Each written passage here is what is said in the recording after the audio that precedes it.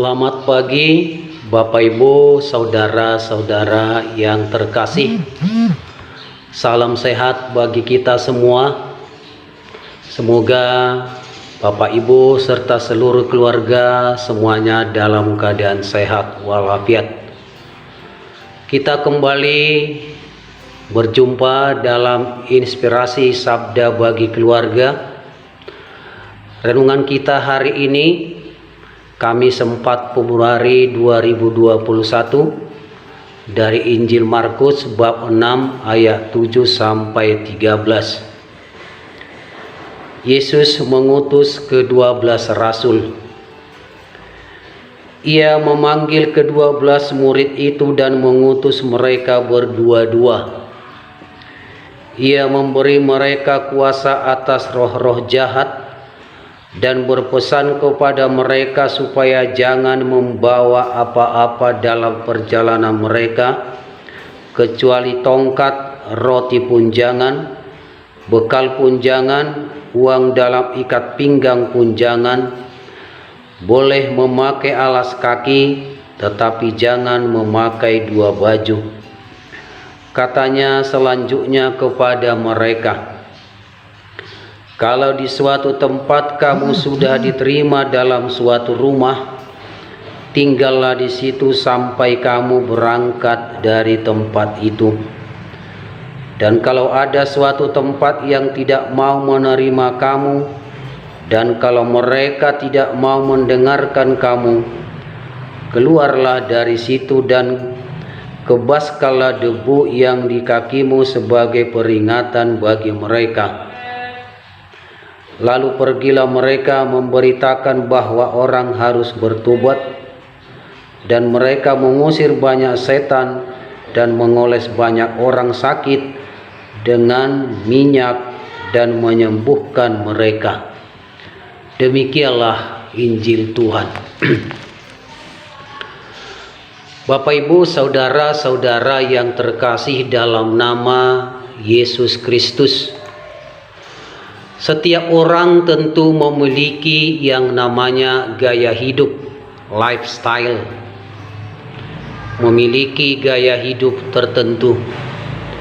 Ada yang meniru gaya hidup orang lain, misalnya meniru gaya hidup para artis, aktor, ataupun tokoh yang menjadi idolanya. Tapi ada juga yang mempunyai gaya hidupnya yang khas dirinya, yang unik, yang kadang agak susah untuk dipahami. Dapat kita temukan dalam praktek hidup setiap hari bahwa ternyata gaya hidup menentukan dan menentukan pula lah arah hidup seseorang. Setiap hari kita lihat di iklan-iklan, di televisi, pola pikir kita terus dirasuki oleh berbagai tawaran yang menarik. Panca indera kita dibombardir dengan pesan-pesan dengan berbagai gaya. Inilah gaya hidup orang sukses, dengan mobil, dengan bentuk rumah yang mewah, tinggal di villa yang mewah, dan lain sebagainya, bentuk-bentuk gaya yang ditawarkan dan ditampilkan. Arah hidup banyak orang akhirnya berbelok menjadi bagaimana memperoleh dan memelihara simbol-simbol, dan kadang membuat seseorang kehilangan identitas dirinya.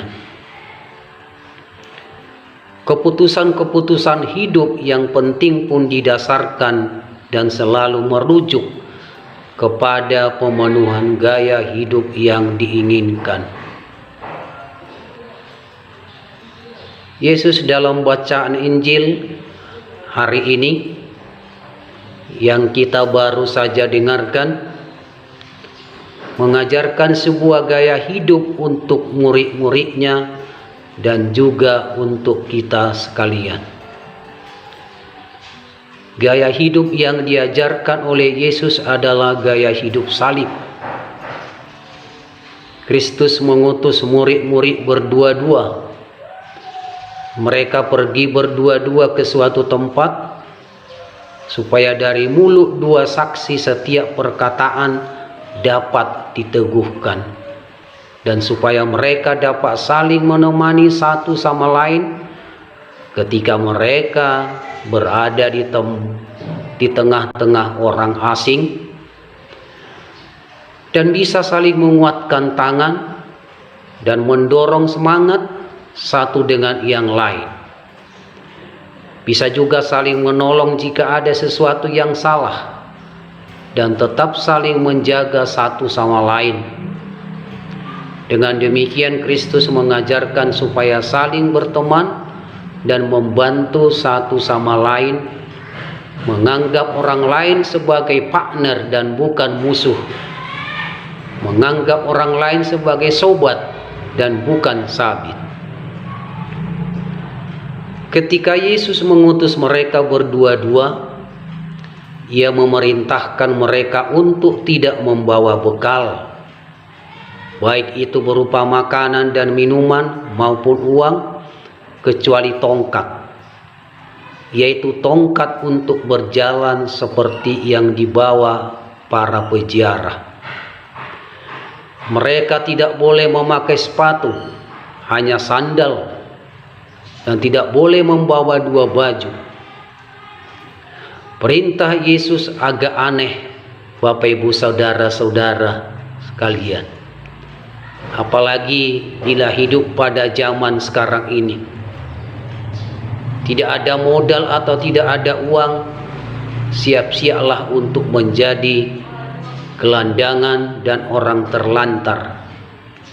Apalagi pada masa-masa sulit pandemi COVID-19 ini.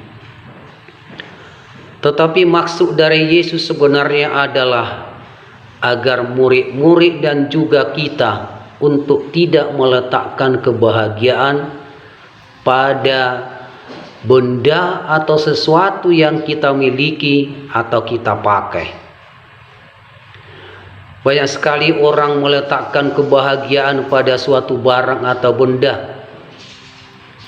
Ketika barang atau benda itu hilang atau tidak dimiliki lagi, maka hilanglah kebahagiaan dalam hidupnya. Yesus mengajarkan murid-murid dan juga kepada kita untuk meletakkan kebahagiaan dan menyandarkan harapan pada Dia, karena Dia tidak akan pernah mengkhianati kita, karena Dia adalah sumber bahagia yang kekal dan sumber damai yang abadi. Ketika kita menggantungkan harapan pada Yesus, maka yang kita dapatkan adalah damai yang tidak dapat diberi oleh siapapun juga. Di lain sisi, para murid sadar mereka masih mempunyai banyak kelemahan dan tidak ada keuntungan duniawi yang bisa diharapkan dari perutusan Yesus.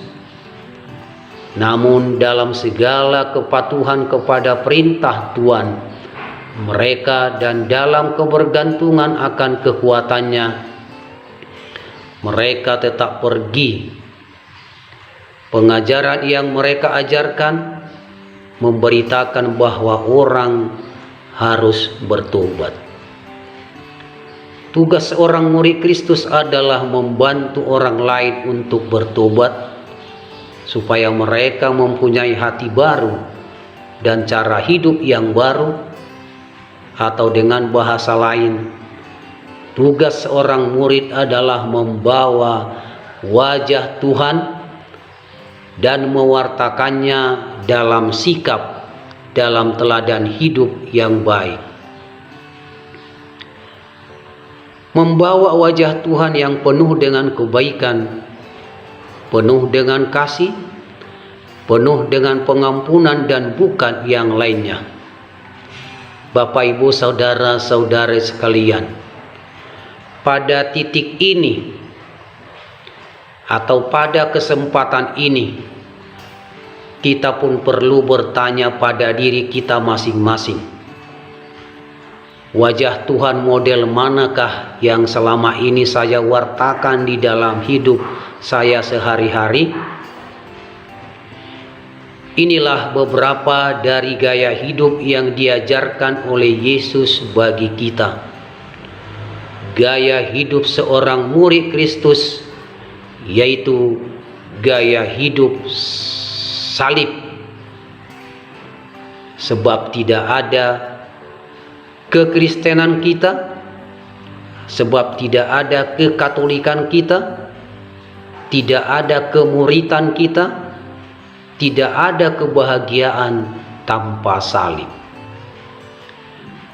Mari kita jadikan Yesus sebagai sahabat kita yang setia, tokoh model hidup kita, tokoh idola yang tidak pernah kalah oleh perubahan zaman. Semoga pada masa-masa sulit ini kebahagiaan kita akan miliki karena kita selalu mengandalkan Tuhan dan mengikuti melaksanakan model hidup Yesus yang telah diajarkan kepada kita. Semoga kita dimampukan. Amin.